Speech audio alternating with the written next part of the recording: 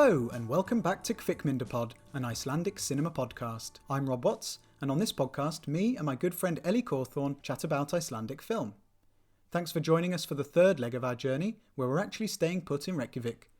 So far on the pod, we've discussed Hruta or Rams from 2015, and last week was Baltasar Kormákur's debut feature, 101 Reykjavík, from the year 2000. This time, we have a much more recent film that perhaps wouldn't exist without it. So without further ado, hello Ellie! Hello, how are you? I'm very well, thank you. The sun is shining and it feels like a good day. How are you? I'm good, thanks too. But I do have like an incredibly delicious smell wafting in from next door. We've got a beef ragu in the slow cooker, and so that's calling to me. But other than that, my attention is fully on you. We'll have a nice little chat and then you can go and eat the delicious food. I mean, that sounds like an ideal afternoon. So today we're going to talk about Let Me Fall from 2018, a rather contemporary film set in modern Reykjavík, unlike last week, which was modern at the time, but it's a very different place these days. Yeah. And this is directed by a guy called Baldvin Z, which is interesting because Z isn't even a letter in the Icelandic alphabet. How did he end up with Z as his name then? So, interesting story. His surname is Zophanniason, and in 1973 they decided to just remove Z from the alphabet. But it still exists in old place names and people names and things like that. So his father, obviously Zophannia, has a Z in it, and that's where the Z comes from. And in Icelandic, Z is pronounced as Seta. So it's Baldvin Seta. My mind is already blown. We're 5 minutes into this. I can't comprehend that in the 1970s they decided to delete the letter Z. Do you think we've come this far with Z? Just leave it. It's fine. Yeah, it's absolutely mad, isn't it? I don't fully understand the reasoning, but I guess if words weren't using it, then why have it? Worthy of a whole podcast conversation of itself, I'm sure. Oh, of course. It would be fascinating, I think. But yes, Baldvin Seta, Let Me Fall, and I will go ahead and give us a little synopsis. Please do. In contemporary Reykjavík, 15-year-old Magnea is a smart student and gymnast living a typical teenage life. When she makes a new friend in Stella, she is introduced to an entirely different world, one of partying, sex, and most dangerously, drugs. As the couple's friendship grows and intensifies, so too does the drug taking, and both their lives begin a downward spiral. I think I didn't want to go too far with the details there. Mm-hmm. We'll leave that for the discussion, but that sounds about right. Yeah, I mean, I think it's a relatively straightforward narrative in that it's like you say, a spiral downwards. Obviously, there's ups and downs within that and narrative devices, but I think if you were going to characterise it, then that does so nicely. Yeah. It's not a happy film, though, is it? No, it's definitely not. So I watched this last night, and it's incredibly engrossing, isn't it? Involving, but it's not a film that you come away from and think, wow, I really enjoyed that. It's a different sensation it gives you, doesn't it? It doesn't leave you massively uplifted, but that's not the point here, of course. No, exactly. I think the point is to shine a light on this subject, which was a serious issue in Iceland in the mid-noughties, and is still, to some degree, a problem. I think there's been a big opioid epidemic running around in Reykjavík. So this is all very kind of current political news, stuff that needs addressing and that the whole country should really engage with. I think of all the films that we've watched so far, again, I wouldn't say this is one I've enjoyed the most, but this is definitely the one that has engrossed me the most and I felt most involved in. I think for me, yeah, it's kind of trying to make that political point perhaps about the opioid crisis in Iceland, but it feels just so natural and human and realistic and empathetic, I think, as well, that I don't feel like it is an overly like polemical political drama. I think anything that it achieves in that realm is kind of because it's so powerful as a human story and one about relationships and addiction and stuff. Absolutely, yeah. It's a story of friendship, of love, and it just happens to be set in this sort of underworld of Reykjavik. We've gone from last week talking about the hip nightlife to the much seedier, darker underworld. Those characters would look somewhat out of their depth in this world, wouldn't they? The man with the lizard on his shoulder from Reykjavik 101. Quite, yeah. The stoners just bumbling around to more hardcore, serious drug addicts. Byrjum með að gera smá svona sleifu, gera þetta alveg frekar fast. Þú veist, þá sjáum við æðina bleiti þess að léttar að sprauta. Og svo það kippar svona af. Og þá fer blóðrásinn strax aftur í gang og þá fer efnið á stað og fer það á kikkinu.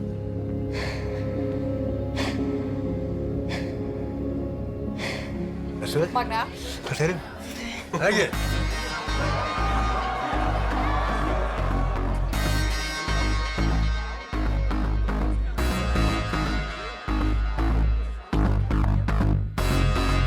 Hvað heldur hún sé eitthvað fann að djamma í einhverju alveg?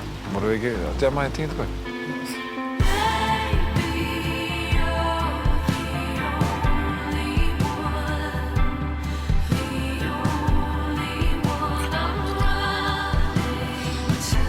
Stella, ég veit samt ekki með þessa mynd. Það er svo ógeðslega kælir. Stella! Þú tók okkur tóstum ekki. Drullar í fokkin!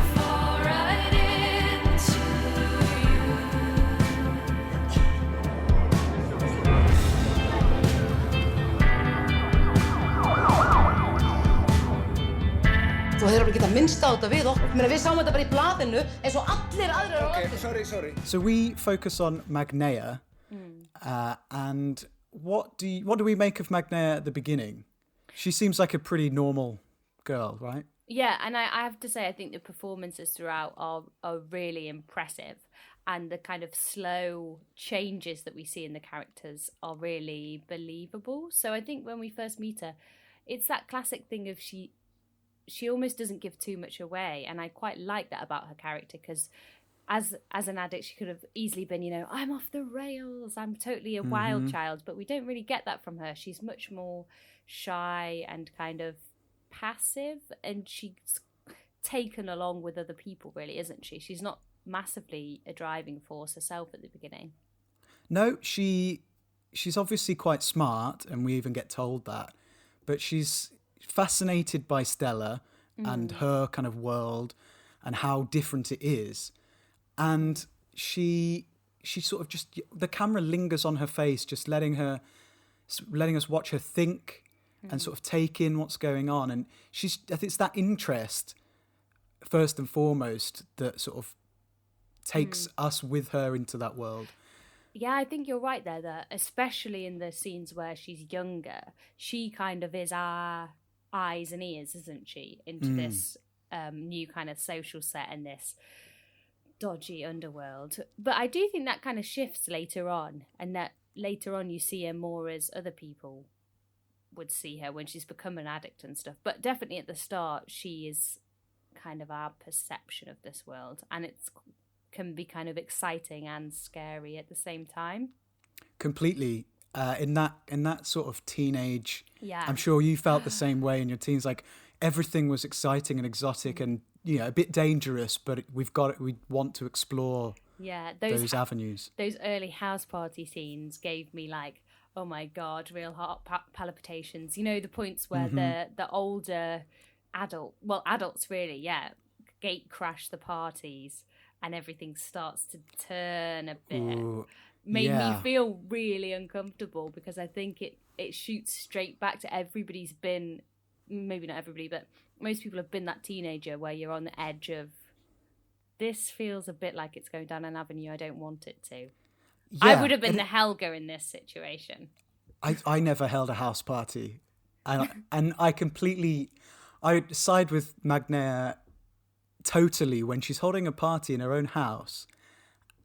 And she hasn't really gone down that far down the whole Stella route at this point. But her stepmom has this like collection of hats, and she's sort of quite concerned that they might go missing, and that would be bad. I mean, in terms of what could happen at a house party, that wouldn't be the worst thing. But you're always sort of worried about breaking stuff or upsetting your parents by doing the wrong thing. And like you said, when these people turn up to this house party, they're the big kind of hench dude with the tattoos, it just becomes a much more sinister and uncomfortable place to be. Yeah. And I would not, I mean, if that was me, I'd be like, I wouldn't know how to get rid of them. And I just wouldn't know what to do. Something I did think was done quite well was the kind of banality of drug taking, and especially like the first time that she injects drugs. Mm-hmm. I'm not really exactly sure what drugs it is, but I don't think it's specifically made clear. They're like the early scenes, they're injecting Ritalin, I think, because Magnea asked for something stimulating. Yeah. And they've been robbing the pharmacy of various prescription drugs. So it stands to reason that that would be sort of the gateway drug. I've no idea further on what it is they're on. Maybe it's the same thing, but I think it was interesting though, like, the banality of how she just kind of slips into it almost. It's not this big moment where they're like, are you gonna take drugs? Wait, let me prepare for this life-changing moment. It's just a kind of par for the course daily, oh, it's no big deal, and then before you know it, it's slipping out of control. Yeah, and it's so kind of matter of fact. She's sort of just like, I think she snorts something during the house party, and that's the point where her previous friend Helga leaves, because she's obviously uncomfortable around drugs and these weird people. But that time that she shoots up the next morning, it's so just like, oh, I need to perk up, give us a shot. Like, I don't know about you, but I'm not good with needles particularly. So to watch people doing drugs, especially injecting drugs, is not an easy watch. And she's just sort of like, yeah, go on then, in my arm. Yeah. And it's that kind of, it's just matter of fact and like, yeah, let's try it. I think it was an interesting choice as well for that to be the morning after to be the kind of first time that she really goes off the deep end in terms of drug taking, rather than some crazy party scene. It's actually quite a low key situation, which I thought was interesting. That little mundane scene where they're in the bed is very just mundane and let's just do this. And she obviously just wants to get the house back to normal for her parents, and is looking for the quickest way to feel good about it and get it done. But it is the beginning of that falling into a cycle of addiction. And one thing I noticed, like, there's a lot of comparisons from this film with, there's a classic film called Christiana F. from the 1980s, which is a German film about a true story about a 13-year-old girl who falls in with a bad crowd and becomes addicted to drugs. And yeah, it's kind of just follows her spiraling and trying to get out of it and all of this. And it's got a great Bowie soundtrack. But one of the things I noticed in that and in this is that people, like the characters who are already drug takers, they always say the words, you should stay in school, don't do it. But they're so half-hearted about it that almost instantly they're seen spurring them on or providing them with their first ever hit. And I just thought that was really interesting. That they act as if they care, but really they don't. And actually, for the whole Magnea-Stella relationship, it's obviously not off to a great start. Yeah, well, it definitely is. I made a note of this because it definitely is Stella that's kind of driving things forward. Always, to begin with. It's her saying, come to this party. It's her actually that tells her boyfriend Tony to give Magnea the first injection, isn't it? Yeah. So it's all kind of her fueling the fire. And that was actually something that, if I had any criticism of this film, I wanted to know more about Stella's backstory. So she was kind of introduced to us quite cold as this bad girl, bad influence, but kind of passionate, exciting, fun person. but she's involved in this group of people, like her boyfriend, with obviously who has the mum who is an addict. Mm-hmm. But we're not really given much information about her own family and how she has been brought into this world, or even how she and Magnea have met, actually, which I do wish we knew a bit more about. Yeah, totally. I made the exact same note. Like, this, it is Magnea's story more than it is Stella's, but it would have been interesting to see how Stella got to the point she's at when we first meet her. Yeah. And again, even later on when, you know, Stella and Magnea go different ways and come out of it in different ways, how that was achieved. Because there's probably a good point to say, so the narrative is sort of divided between two timelines, so to speak. So the young teenage Stella and Magnea, and the 30-something Stella and Magnea 15 years later. And I should probably give a shout out to the actresses who played all of the characters, because they are incredible. Yeah. Especially the teenage actresses. So as Magnea, it's Elin Sif Halldórsdóttir, and as Stella, it's Eirun Björk Jakobsdóttir. And then as the older versions, we have Laura Johanna Jónsdóttir and Kristin Þóra Haraldsdóttir. And they're all incredible. It's spectacular. And I think that something that the success of the film really hinges on is that the casting of the older and the younger versions works so well. So often in these kind of age transplant dramas, you know, like when you... I'm trying to think of some examples, some bad examples, but so often... Oh, The Crown, for example. Okay. So the cast gets swapped out for older actors, don't they? And I spend half my time watching that going, oh, but she's not really the same as before, or somehow those things can quite often bug me in films. Like Claire Foy turning into Olivia Colman. Exactly, especially when it's in a film where you're swapping between the two timelines. It can feel really kind of cringeworthy sometimes. Mm-hmm. But the second that we saw the older versions of Stella and Magnea, you knew immediately who they were, you knew what was going on. There was something that they kind of captured, and I'm not exactly sure whether it's a performance thing, whether it's a look thing, or the way that they were styled, but instantly you knew who it was, and the connection between the two actresses felt really natural, I thought. Yeah, completely. I'm not sure whether the older and the younger actresses work together on characters, but they certainly felt like the same people. Even as both of them were in completely different places to their younger character versions. Yeah. Just to cycle back round to something that we were saying before about, not having much of a backstory with Stella. I was thinking about this, and for both her and Magnea, I was kind of thinking, but why? Like, why have you been sucked into this world? Because quite often you think, oh, well, maybe you have an abusive home life, maybe you're struggling with this. But we were never really given that for either of them. One, Stella, because we didn't have a backstory. No. Well, I wonder whether she doesn't have a family and that's why she's with Tony. You know? So that's kind of like vague and unspoken. And then with Magnea, it was hard. You thought, you've got this supportive family, you're smart, you're kind of engaged, you're doing well at school. What's gone wrong here? Because it seems too simplistic to say, oh, she just fell in with the wrong crowd, because, Helga was also exposed to those people and chose not to. But then I was thinking more about this and thought, well, often with addiction, there's not always like one cause, like this happened when I was 3, so then that means I had trauma and became an addict.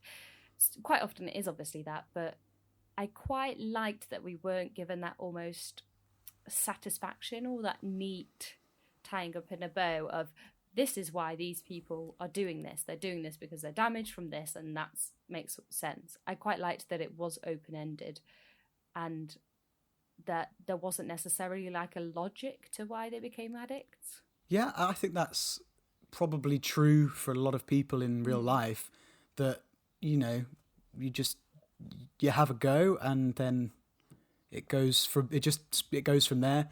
I think the family life thing is interesting. Do you think there are some hints given in that? I think there are a couple of hints. So obviously her parents are split, and she has 2 families, and half brother and half sister, I think.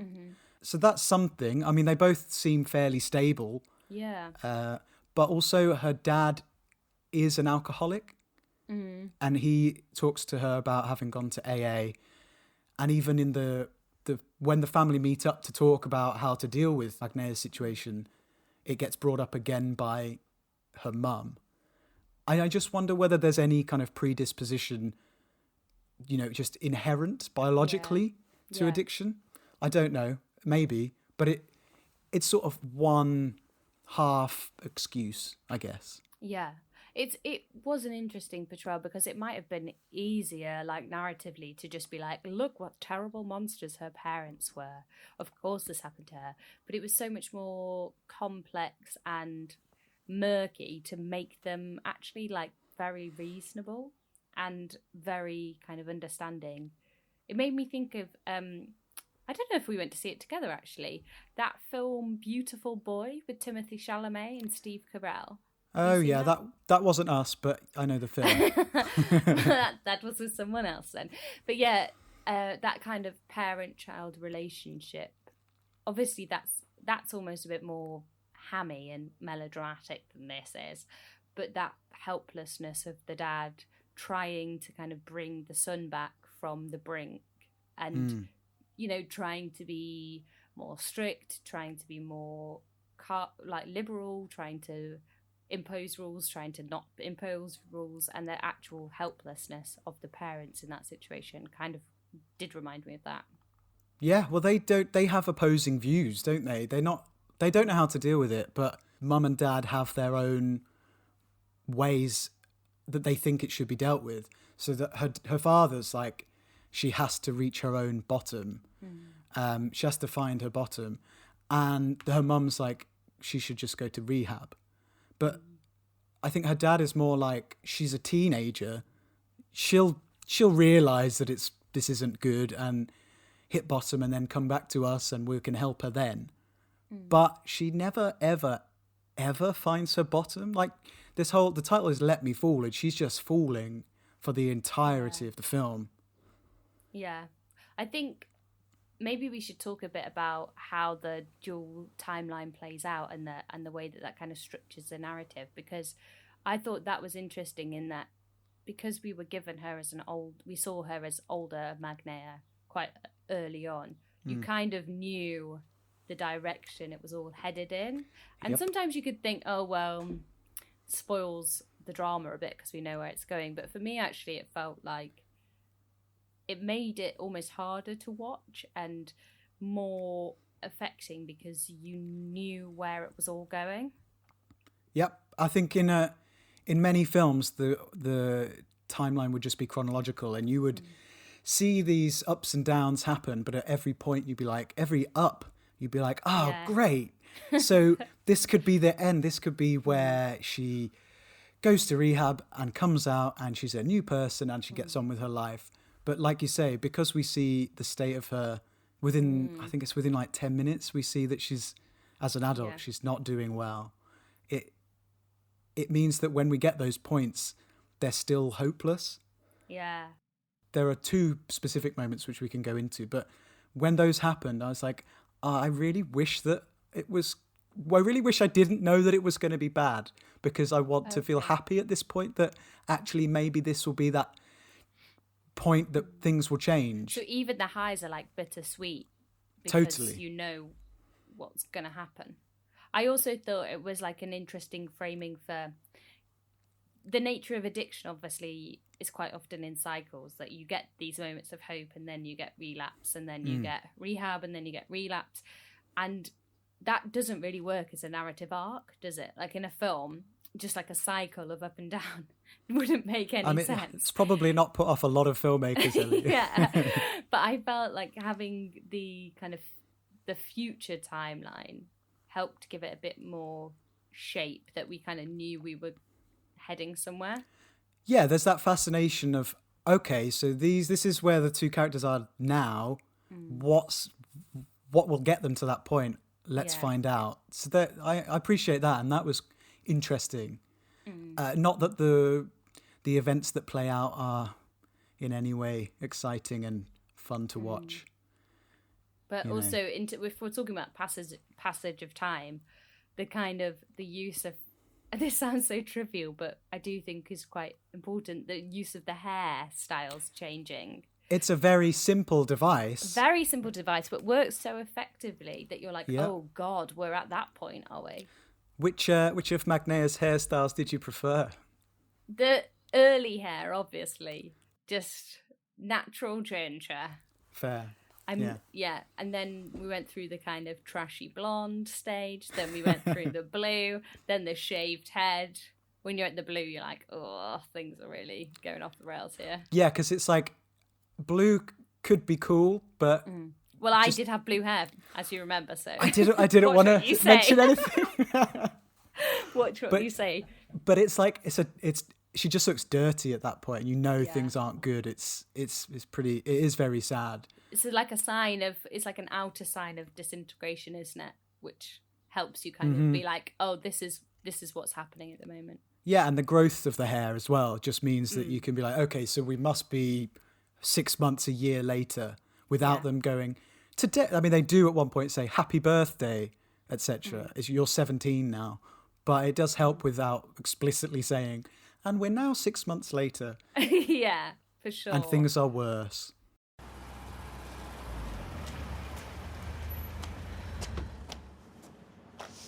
Magna. Hæ. Hvað segirðu? Fínt. Shit. Það er ógeðslega langt síðan ég sé þig. Svona nátt. Hvað til að bralla? Við erum að fara í partí á Reykjavík. Viltu ekki bara kíkja með? Ég var eiginlega að fara eitthvað svona kósí-kvöld með vinkonunni minni. Kósí-kvöld? Já. Æ, þetta er skemmtilegasta partí. Komdu með. Það er sjúklega gaman. Hverju er það? Bara allir. Allir? Já. Áttu síkó? Já. Magna. Magna. Hæ. Hæ. Hvað segirðu? Sástu vera ein? Já, ég var ein sko. Og sen kom þau og þau eru alveg inn í einhver partí og ekki skella okkur bara. Nei. Ætlum við ekki bara að fara heim? Magna. Nei, alveg ekki. Það er að koma. Þetta aðeins. Þetta partí hljómar eins og sé ógeðslega gaman sko. Þekkið ekki neitt ég. Já, þau eru eitthvað geðað næs samt. Ef ekki bara kíkja aðeins og sjá hvernig það er og þú veist. Alveg alls ekki sko. Ef þið finnst þetta leiðilegt þá getum við bara að fara heim. Þá segir það bara. Magna. Please. Andrés, þið munum finnast þetta ekki gaman. Hvað er þetta? Já, við erum að koma. All right, get in. We should talk about the sort of key scene at the beginning, which could have been the first moment that Magnea thinks, okay, I should really get out of this. So I'm talking about the house party that she goes to. Yes. So Magnea she's trying to have a normal family night watching Poltergeist, as you do.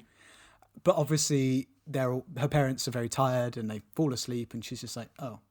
So there's a possible family reason for exploring other avenues. I was definitely thinking something worse was going to happen in that scene. I feel like stepdads are only ever used in drama to be like horrible creeps. But thankfully, it didn't go there.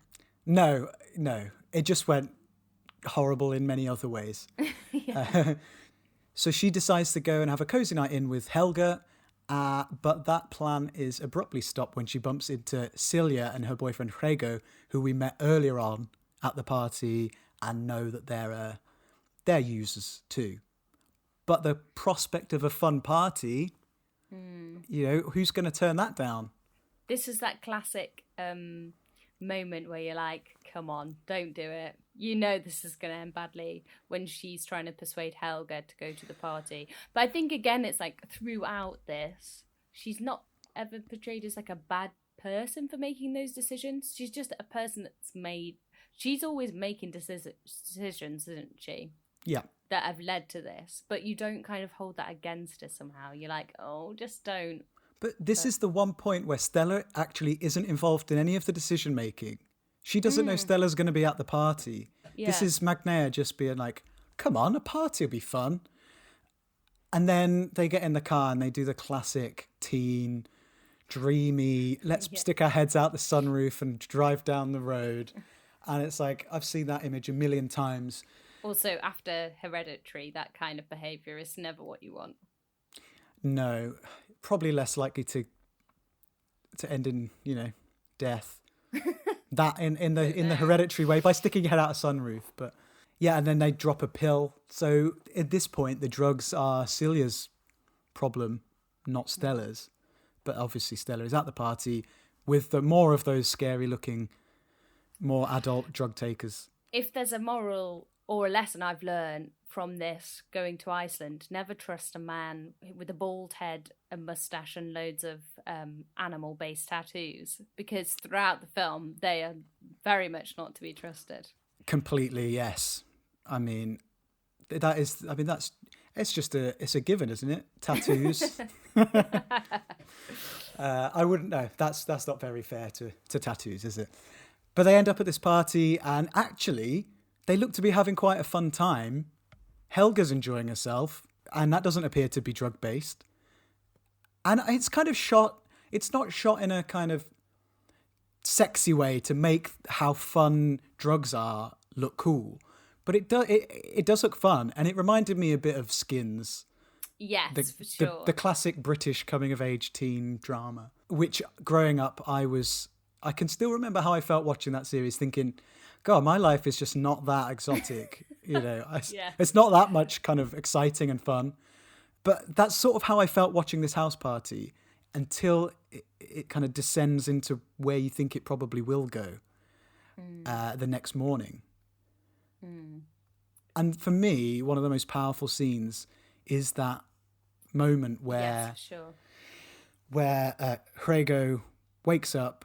We see Celia lying across the sofa, and we just have this really, really slow zoom into her face as it rapidly becomes clear that she has overdosed and is dead. Yeah. And we just see everyone panicking and upset and angry and flushing the drugs and just not really knowing how to deal with the situation. And Magnea, again, doesn't know what to do. And it's the most devastating thing I've seen in a while. Yeah. But brilliantly, brilliantly shot. As you say, I think that it's very much marked out as a key moment, isn't it? In that shot is so kind of laser focused to be like, this is what's happening here. Doesn't get distracted with anything else. And it's definitely the moment in which the full gravity of taking these drugs and kind of going down this path is plastered on the wall. This is the risk here. And it also seems to me like a moment that could be a turning point for the better, in that her parents get involved at this point, don't they? She tells them what's happened. And it does seem like that could be a point where it's all too much and she opts out, but obviously it doesn't go that way. No, and it's one of the points that I was alluding to earlier. In a standard timeline, this would be the point where you go, yay, this has to end well now. But it doesn't. And I think when you've seen a dead body, and it's because of the thing that you both did that night, I don't know, we don't see Celia do much more than the pills that she takes with Magnea, but surely, like you say, it's a warning to Magnea, but she doesn't seem to take that fully on board. Yeah, I thought it was interesting that we kind of got insights of other people being drawn into this world. So you had the mum who was getting her son to kind of rob drugs for her, Tony, her son. You had Celia, who obviously overdosed and that was it. And you also had her boyfriend, Hrego, who comes back at the end in the rehab centre and has obviously gone through his own journey of addiction. So I thought that was quite an interesting way of broadening out from just the two main characters to show that it's also affected all these other people in different ways. You might not get like a full portrayal of how it has, but the hints that it's a much bigger problem and bigger issue was interesting. Yeah, those glimpses are fascinating. And the same goes for Helga, I suppose, when Magnea is by the convenience painful. store. It's heartbreaking. Yeah. Like Helga's obviously just gone on with her life and is living a sort of middle-class existence with a daughter who she names Magnea, and it's just like, she cared so much for you that she's named her daughter after you. But like Magnea's parents, she hasn't been able to support her, because what can they do ultimately? I was going to bring up that scene actually, because I think it was powerful in two ways. One, that we kind of get like a glimpse of what Magnea's life could have been if she hadn't ended up going down this path. Well, actually, three ways. Also because, again, I think like an easier, maybe Hollywood way of doing this scene would have been for Helga to go, get away from her, my daughter, and be scared of her or disgusted by her or contemptuous. But we don't have any of that. It's just sadness, which kind of makes it more complex and confusing. And also, I think, thirdly, that, I mean, at least in the city where we live in Bristol, you see a lot of addicts and homeless people on the streets. And I think so often in TV and in real life, they're just dehumanized or kind of mocked or whatever. And you see people ignoring them, treating them with disgust or whatever. And that, you kind of saw her from that perspective. You know, she was that person who comes up and asks for spare change or whatever that you see on the street. But I thought then it showed, you know, it gave her humanity.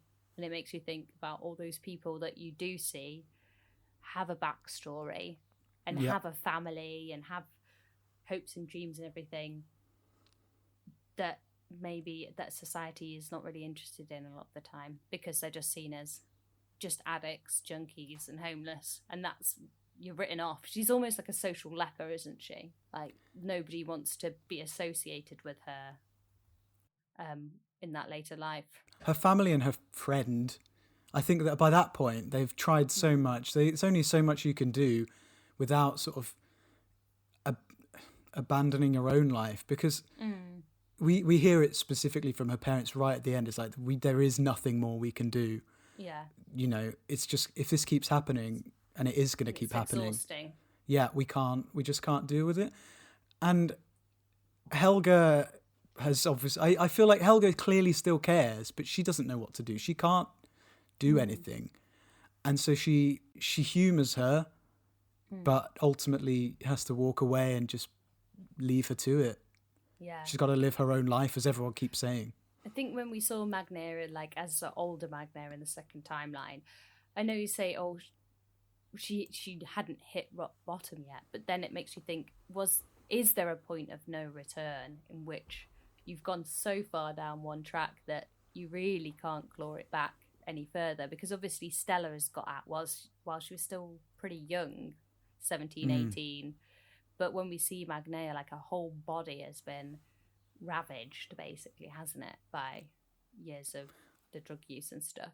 Just the way she looks and that performance of, you know, her slurring her words, and even her walk has become slightly like, I don't know, hunchbacked, and that deterioration compared with Stella, who's been clean, I think she says, for 8 years, is pretty hard to watch, but amazingly performed. Yeah. Helga.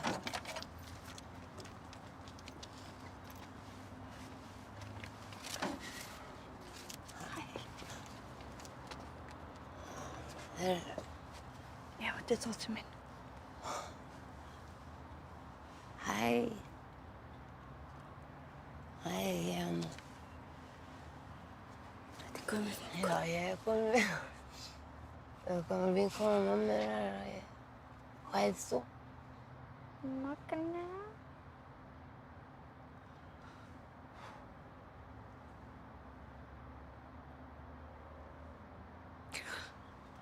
Hlöftu bílast mín. Kemur bílast mín.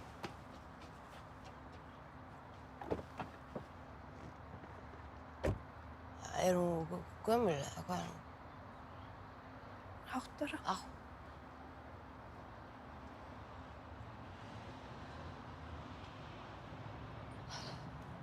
Það peninga, eitthvað svoleiðis. Nei.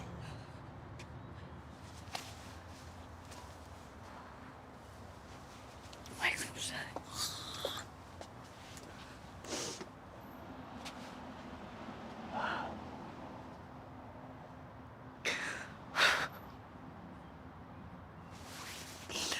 að sjá þig. Kannski getum við bara grillað öll saman, við 3 stelpunar. Bara pulsur og gengið Magnús Svala og ég geti verið með svona hrossbæ. I think also something that it really made me think of, and I know that the director has said this in interviews, is that partly it's about drugs, as in the damage that they do, but it's as much about the way that it leaves you vulnerable to abuse by other people, you know, like addiction.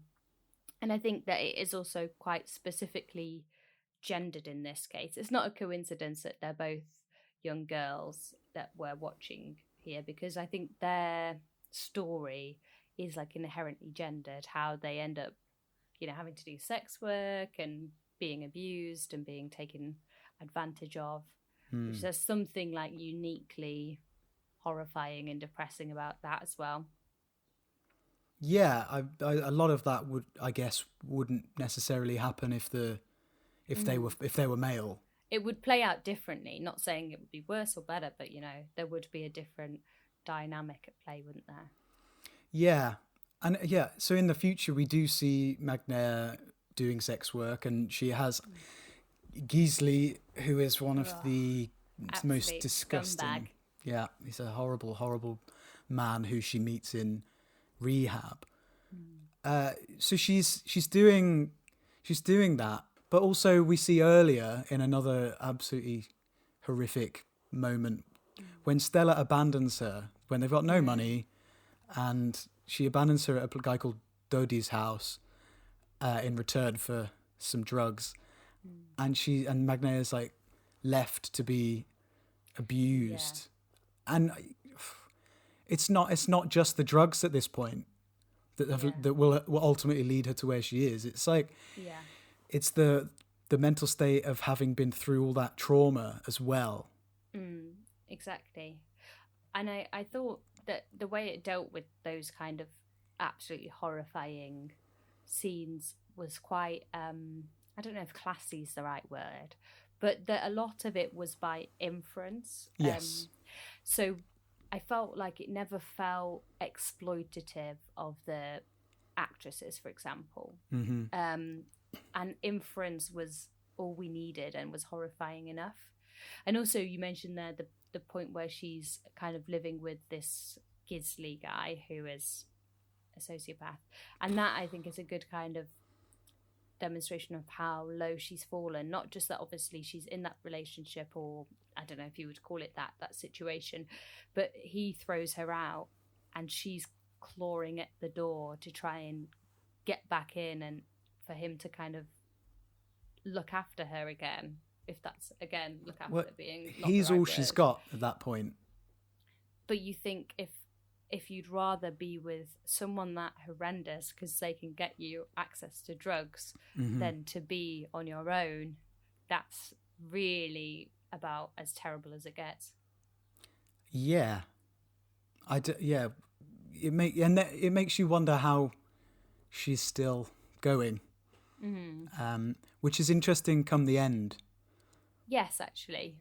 And in terms of when we're talking about like the kind of descent and stuff, I thought there was an interesting parallel, like narrative parallel, in that when we see them at the start and Tony's dealing a few drugs out of his car, that the pregnant woman is banging on the door of the car saying, I'll pay you tomorrow, and they're kind of chasing her off. And then when we cycle back round and we see how it's Stella and Magnea that are the ones banging on the door of the dealer saying, please just give me another day, was quite a neat bit of paralleling. Yeah, and they don't do lots of that, but it's so smartly done. It's like, yes, we've seen how they start and how they finish, well, not finish, but where they end up.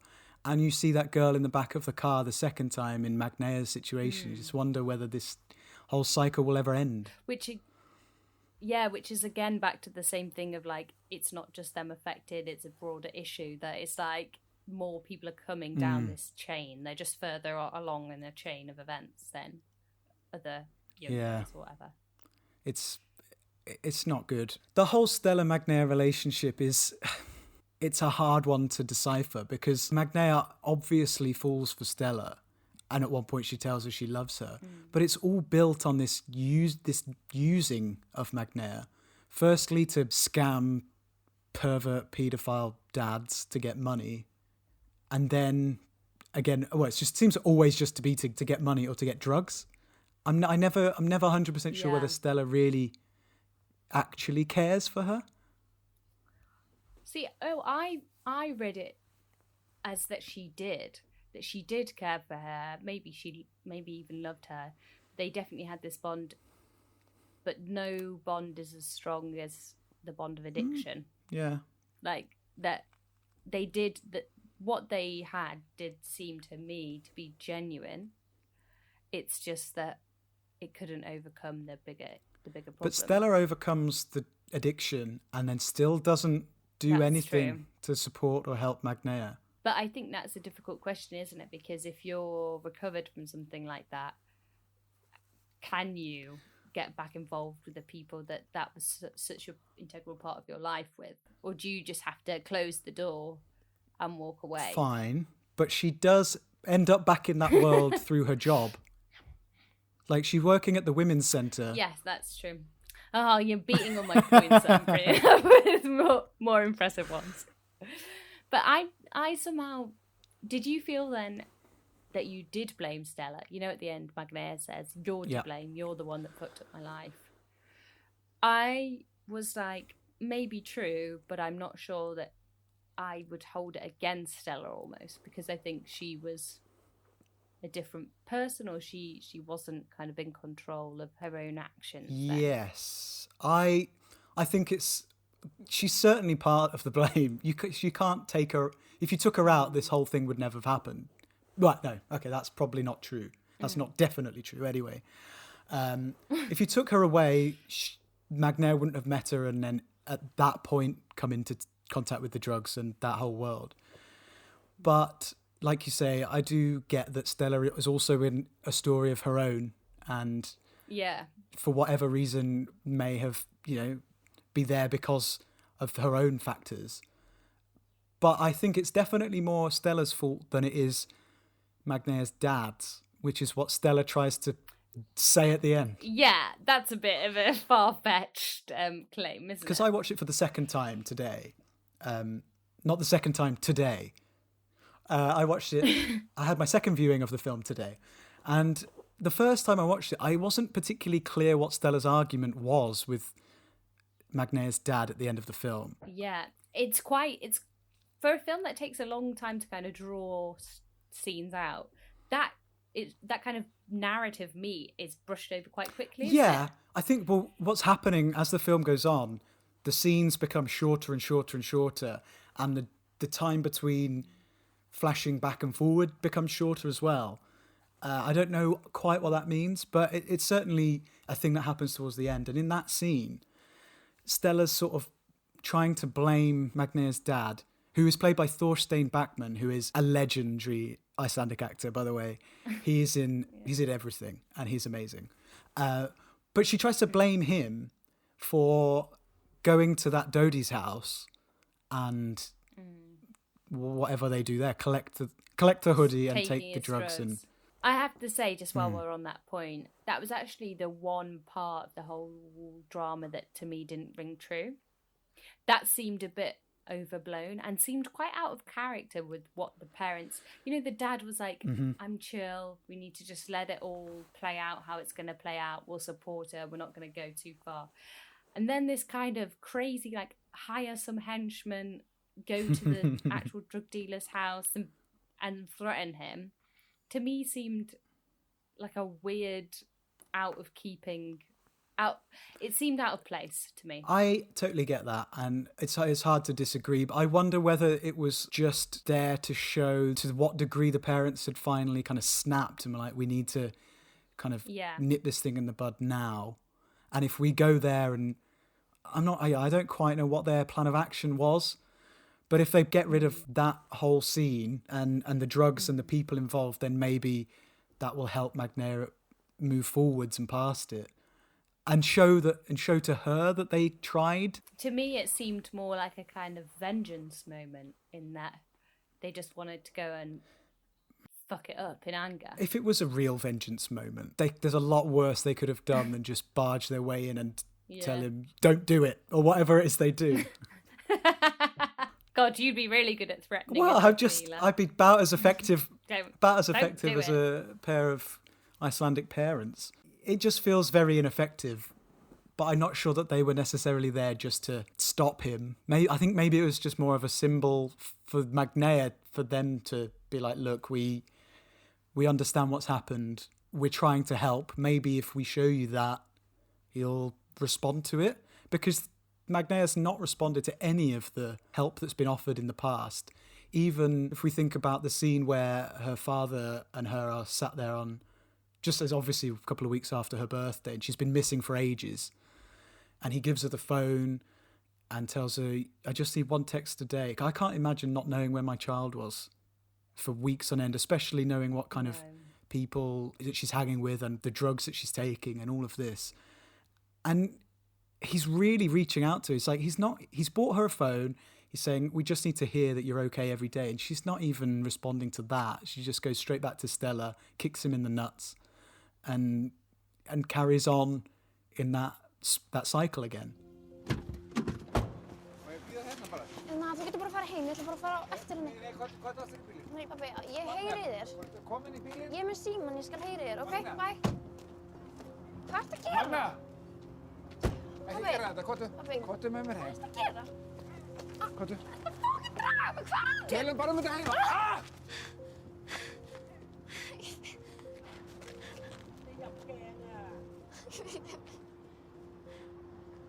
Hvað ertu að gera?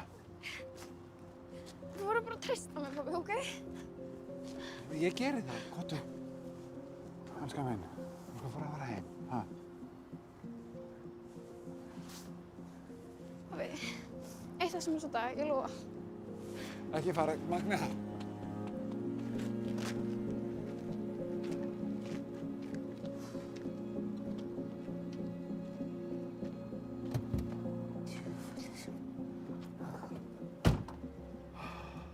Stella.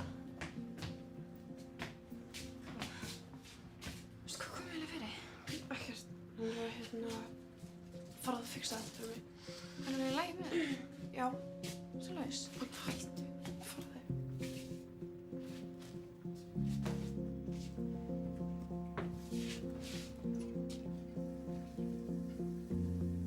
The whole blaming her dad that because he went and I guess threw away all the cocaine or whatever it was in that bag. I think there was just a big bag of powder that she somehow owes him. Icing. Oh, that is quite a scarce commodity in Iceland. Has to all be imported. But that Magnea owes Doddy some money. And that's the reason that Stella then takes her to Rio. Yeah, that was all a bit unclear to me. For the whole time that they were in Rio, I was like, what on earth is going on here? Yeah. And that's it's probably the lightest and the most easy and comfortable thing to watch. For me, for the first sort of 5 minutes of the Rio scenes anyway. Again, it's that sense of like, oh, this is what it could be. This is what the future could hold. There's hope, even though you know the hope's going to be dashed. Yeah, I mean, and that's what it kind of serves as ultimately. It's like, you know it doesn't end up well, but look what it could have been. Look what you could have won. But even in that moment, I was just sort of happy for them. I was like, you've escaped the seedy underworld of Reykjavík. We've gone to Brazil. Like, this is the first time on this podcast we've left Iceland in the films. Yeah. Which was quite amazing and a totally stark contrast to the kind of cold city that we spent the rest of our time in. But it just, that warmth and the fact that we knew they were both clean, and they do seem to be in love at that point, although Stella's clearly hiding something. Yeah. I allowed myself to revel in it because I knew what was going to happen. Well, maybe that's why it's partly there. Then it makes Stella's betrayal with the drug smuggling and the time in prison seem more profound, you know, that Magnea really had like wholeheartedly fallen for it, that they were in love, that they were just on this lovely escape and they were going to go back and everything was going to be all right. So then when it's all revealed to be for the purpose, again, of drugs, it's quite a cruel trick almost that she's had played on her. That is... Even if Stella didn't necessarily intend it that way. To me, it's despicable. Like, what the actual fuck? How could you do that to someone that is in love with you and you claim to be, you know, their partner? So Stella's plan was just smuggle some drugs in, don't even tell Magnea. But why did she bring Magnea Well, she along? says to her dad that Magnea was going to have to do it herself, that Duddy was going to make her do it, but Stella said, I'll go because I want to be with her and protect her. And then ultimately she's like, well, I don't need to tell Magnea at all because we can protect her and I'll just do it. Although I don't believe any of that when she tells her dad. Oh, really? See, I did. She tells her dad that she did it all to protect Magnea from Duddy. But do you not think that makes sense? Yeah, I understand it, but she could have done it without Magnea at all. Yeah, maybe that does make more sense. Why? Like, she doesn't have to... Doddy doesn't know that they've got on the plane to Rio. She could have gone and done it herself, come back, given Doddy the drugs, and then they could have had their getaway. I'm not... That is a good not on board with Stella blaming Magnea's dad. You know, anyway. But yeah, Rio, I loved that bit. And the airport scene. Yeah, I thought that was incredibly well done. What do you think about the way that things concluded then? I mean, it concluded in the way I imagined it probably would. You see older Stella grappling with her guilt the entire time. She starts off in these modern day scenes with a boyfriend, seemingly fairly happy with a stable job, and she's helping people. But as we see her progressively, she's thinking more about Magnea, and then she even bumps into her, and I think just seeing her sends her spiraling, and she can't come to terms with that. And so it leads her to, you know, sit in her car on the edge of a cliff. So I thought that she might make it out. You know, that we'd have two alternate endings almost, that we'd see Stella escaping, getting over it, Magnea dying of an overdose or whatever. Whereas actually what we kind of got was the reverse. I know obviously the inference that with Magnea at the end is that this is just going to keep on going, probably until it kills her, but I thought it was quite well observed that we didn't necessarily see her dying of an overdose at the end, like you think probably would be the narrative conclusion to this. It was left more open-ended in that this is just a thing that's going to go on and on and on and on. She's in this kind of like zombie existence of not really living but not being satisfactorily dead. Well, it's basic. It feels like a fate worse than death. Like, why? Yeah. I don't know how anyone would want to go through that just to stay alive. I mean, I can't. Obviously, I have no experience of any of this, but I couldn't, from a mental health perspective, I couldn't understand how to kill myself like Stella does. And then I'm not 100% sure what's going on with Magnea in that final scene, because it doesn't look like a reaction to having taken drugs. It looks more like a withdrawal. But she's sat there right next to Hrego, who's just shot up again, and his arm is not a nice thing to look at. I guess although Magnea's, it's slightly ambiguous, isn't it? Has she overdosed? Has she not? What exactly is happening at the end?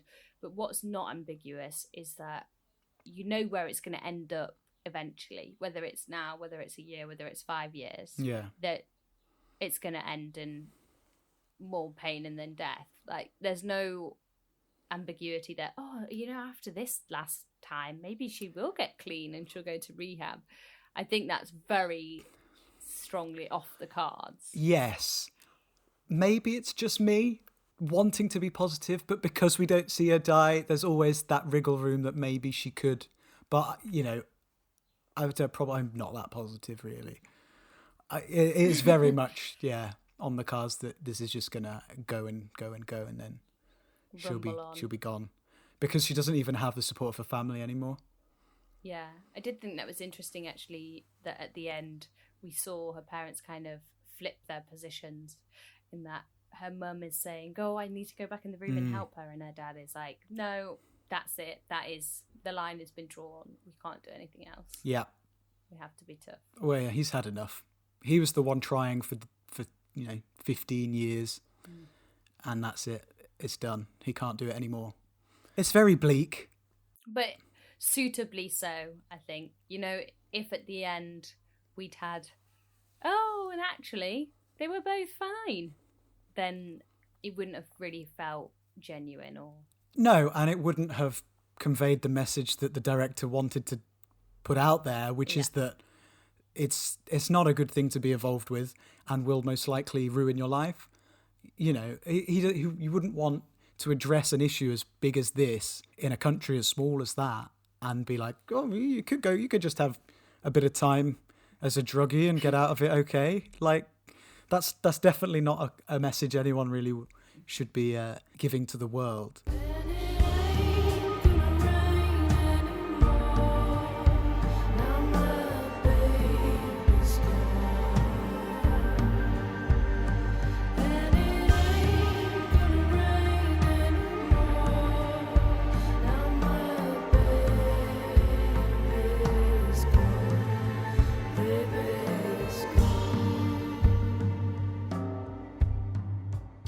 So yeah, not the nicest of endings, but a fabulous film. a very good film indeed.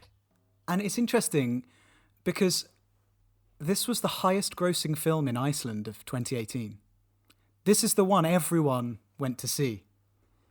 Oh, really? Because I wouldn't have thought that necessarily. Obviously, it's brilliantly put together, but it's quite a heavy watch. It's not really a blockbuster, is it? No, not at all.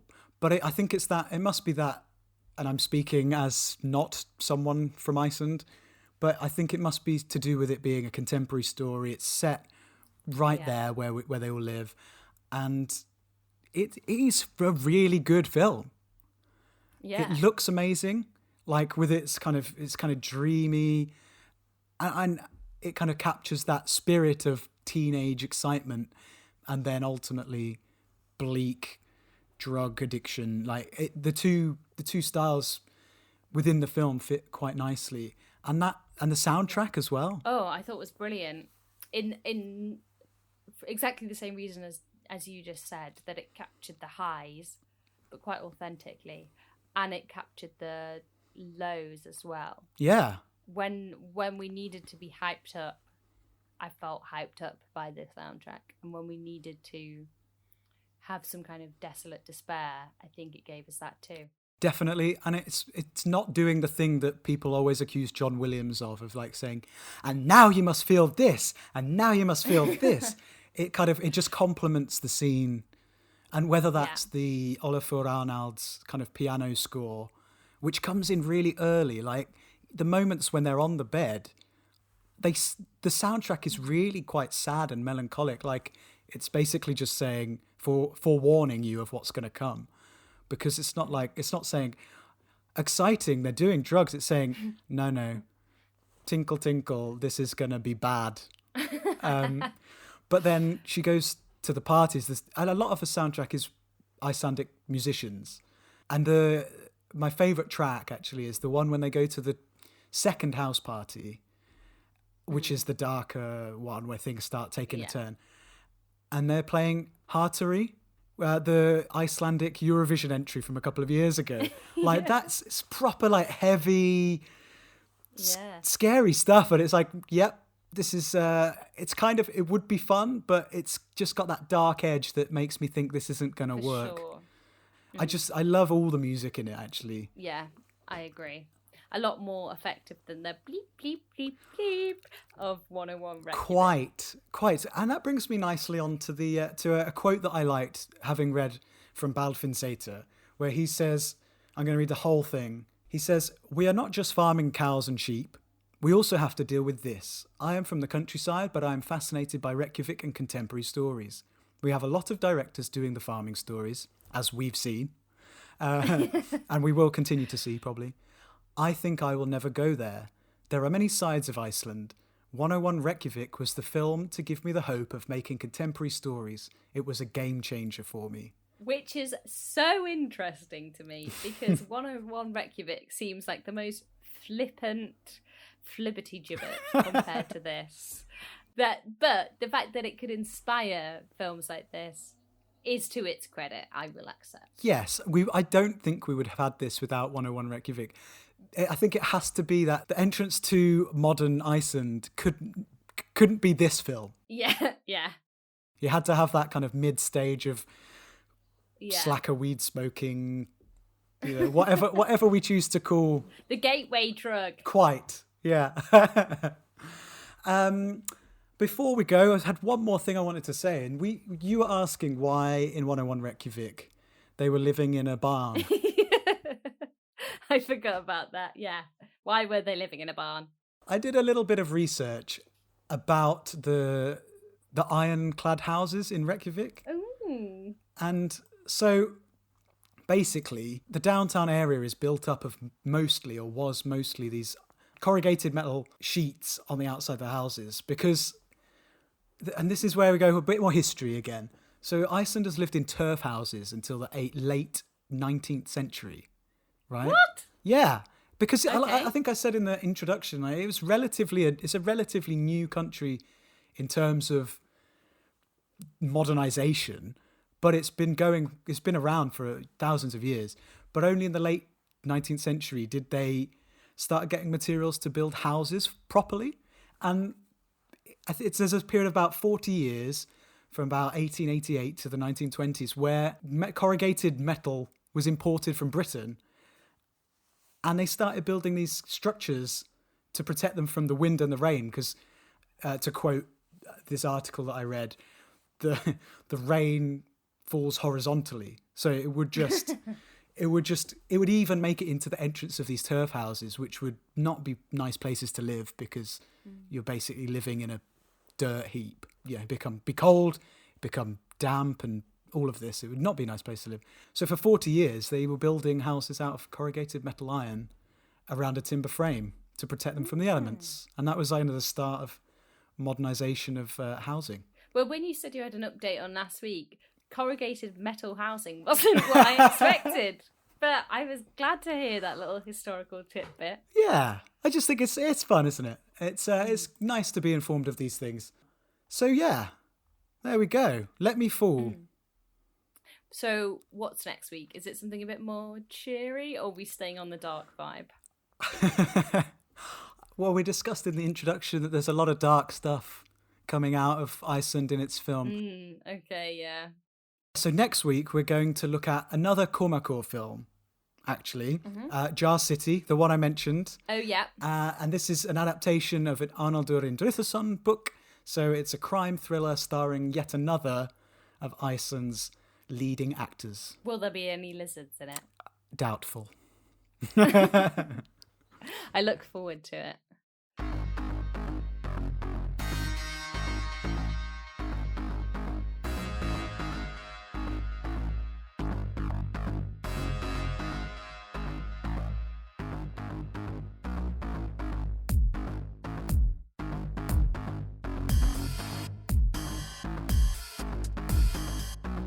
Aragrúi, vonlausra væntinga eins og óútfyllanlegt eyðublað ótæmandi listi vonbrigða. That was that Hatari song, Bidhrúð Mistaka. I cannot believe they didn't win Eurovision. And what a cameo from Ólafur Arnalds, who we saw in 101 Reykjavík. Even more evidence that the two films are connected. Anyway, that's one side of Reykjavík tourists don't often see. It's certainly not my experience, although I did once go to a house party downtown, which was a lot of fun.